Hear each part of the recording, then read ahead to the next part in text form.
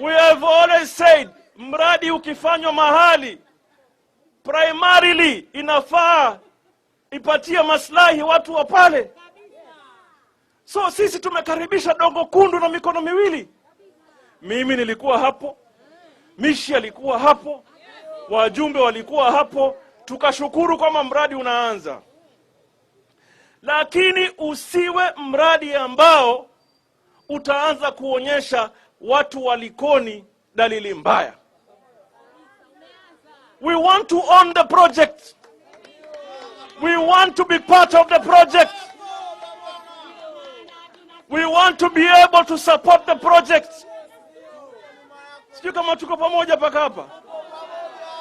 Tunataka tuone watoto wetu wanafanya kazi hapo Dongo Kundu.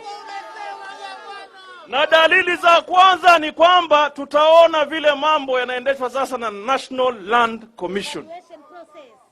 So I am reminding the National Land Commission, tafadhali fanya wanavyofanya, kumbuka maslahi ya mwananchi, primarily hiyo ndio majukumu yako. Sijui kama tuko pamoja paka hapo. So mimi nitawaangalia karibu and ensure kwamba watu wetu na maslahi yao yamelindwa. Nataka baada ya miezi mitatu tumalize hiyo story, watu wetu wawe compensated.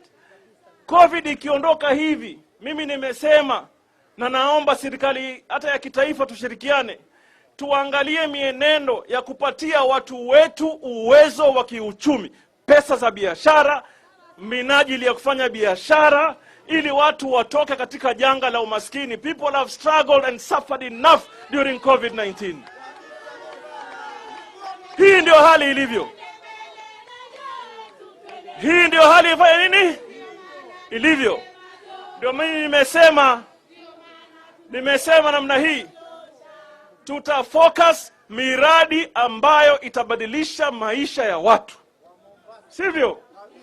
Na mimi sasa sitaki siasa mingi. Sasa sitaki. Mimi nimepigiwa kura. Nimepigiwa kura mwaka wa 207 kwanza. Nikaja nikapigiwa 2013 na fujo sana. Nikaja nikapigiwa 22 na fujo zaidi. Na nina imani Mungu akinipa uwezo, kitu chochote nitakachotaka 22 nitapigiwa na fujo zaidi.